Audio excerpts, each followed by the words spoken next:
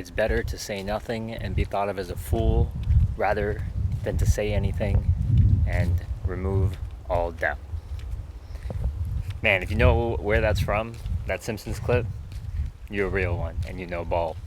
Alright, so what we're going to talk about today is keeping things to yourself a little bit more, right? How many times have you talked about what you're doing and a goal that you want to achieve, and then you just lose all momentum for that goal?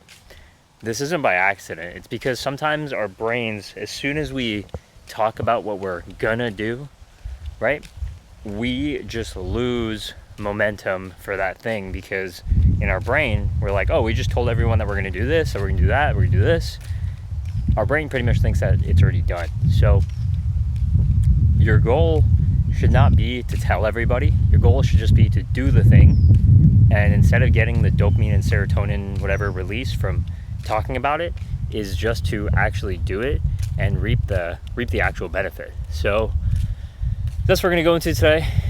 The main thing is you want to build in silence, right? If you are building a business, you want to build it in silence. If you're learning a new skill, learn it in silence and let the payoff of the skill do the talking for you, right? Let the payoff of the business do the thing for you. A couple of great examples of this. I mean, look, Robert Greene talks about this in 48 Laws, for sure. I forget what law it was, but it's definitely early on in the book about always saying less than necessary. So this isn't like a crazy, this isn't like my own concept, right? But a lot of people forget, and even I forget sometimes, where I just talk too much. And it's always better to sometimes you leave things unsaid, or you just, let people just sit in the silence of things. You don't have to always be talking or always be saying, it's like, oh yeah, we should do this, this, and this, or I'm gonna do this, this, and this. So if you're hitting the gym, hit it in silence. If you're learning a skill, do it in silence.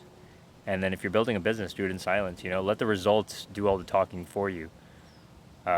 Pretty quick video today. There's not really too much else to say on this topic. I mean, I'll give you a couple examples, right? Like whenever, and this is kind of like just from the sales world.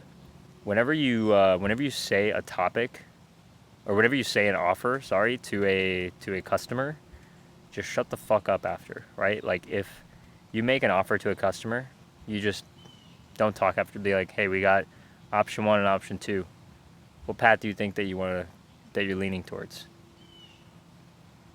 And then just stop talking. And whoever fills the silence first loses, is what Chris Voss off of Never Split the Difference says. But it's more so just like, you don't need to justify your offering, right? If you're offering a good deal, and you try to fill in the gap, and you're like, wait, but I can do this for you, and I can do this for you, it's gonna come off disingenuous. So always say less than necessary. If you're building something, do it in silence.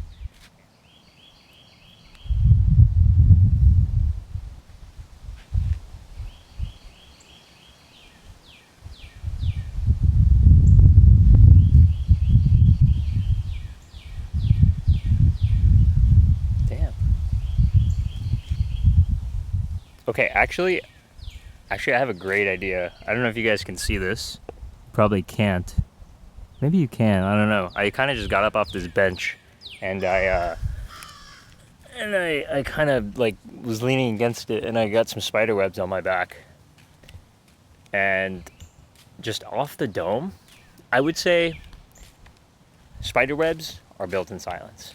You never see them or hear them being built, but you always fucking run into them when you're walking on a trail, right?